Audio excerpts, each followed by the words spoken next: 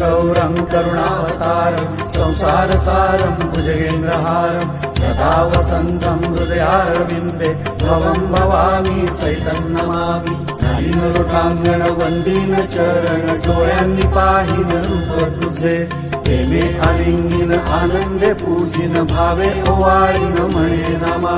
त्वमेव माता च पिता त्वमेव त्वमेव बन्धुश्च सखा त्वमेव त्वमेव विद्या द्रविणं त्वमेव त्वमेव सर्वं मम देव देव कायेन वाचा मनसेन्द्रियैर्वा बुद्ध्यात्मना वा प्रकृतिस्वभावात् करोमि यद्यत् सकलं परस्मै नारायणायेति समर्पयामि अच्युतं केशवं रामनारायणं कृष्णदामोदरं वासुदेवं हरिं श्रीधरं माधवं गोपिकावल्लभं जानकीनायकं रामचन्द्रं भजे हरे राम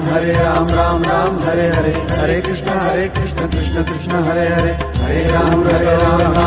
हरे हरे हरे कृष्ण कृष्ण हरे हरे हरे राम राम हरे हरे हरे कृष्ण भवामी चैतन्य हरे दीनवृतांगण वंदीन चरण डोळ्यांनी पाहिन रूप तुझे प्रेमे आलिंगिन आनंदे पूजिन भावे ओवाळीन म्हणे नमा त्वमेव माता च पिता त्वमेव त्वमेव बन्धुश्च सखा त्वमेव त्वमेव विद्या द्रविणं त्वमेव त्वमेव सर्वं मम देव देव कायेन वाचा मनसेन्द्रियैर्वा बुद्ध्यात्मना वा प्रकृतिस्वभावात् करोमि यद्यत् सकलं परस्मै नारायण